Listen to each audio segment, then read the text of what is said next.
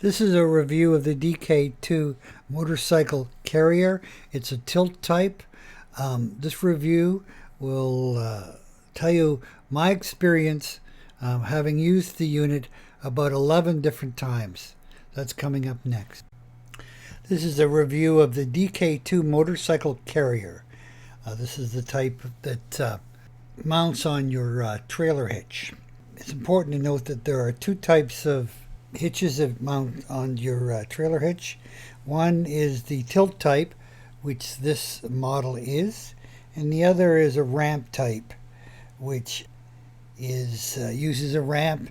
The difference between the two carriers is during the loading. Other than that, I suppose they're about the same.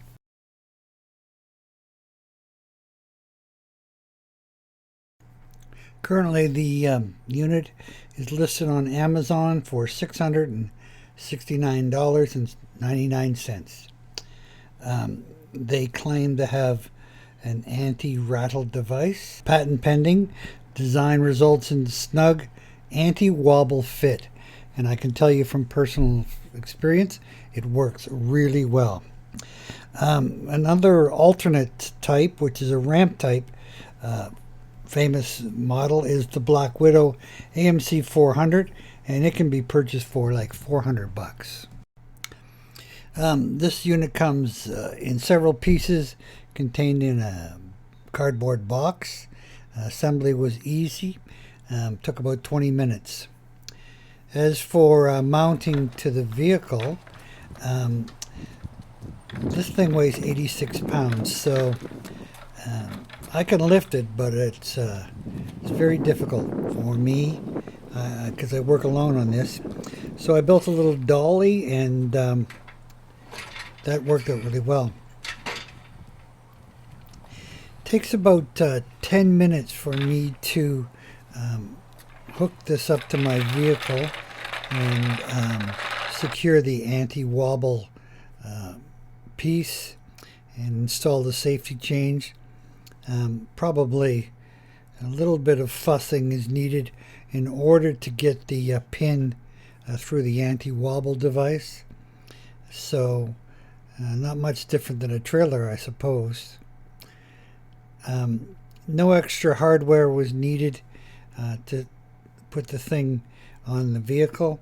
I just needed my own tie-down straps. So actually loading the motorcycle, I would say good and bad. Rolling the motorcycle up the ramp was reasonable. Not easy, but reasonable. Certainly better than the ramp type. However, securing the tie-down straps was a very awkward experience with just one person, and that's because the bike will sway from side to side unless you hold the bike. So you have to hold the bike with one hand and secure the straps with the other. Not so good. And of course the kickstand won't help you in that circumstance because there's nothing to put the kickstand onto.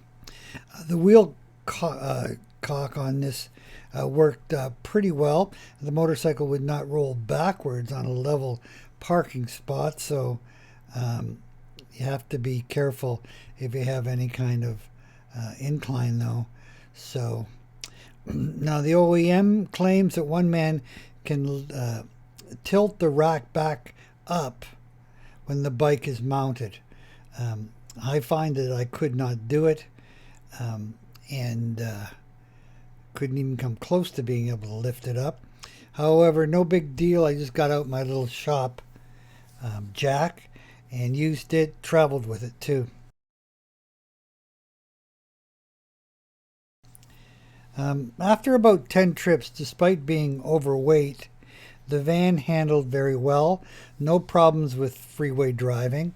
However, caution is needed on freeway ramps and bumpy roads. You can really feel the sway of the unit in quick turns, so caution is needed. This is an actual example of the unit while driving.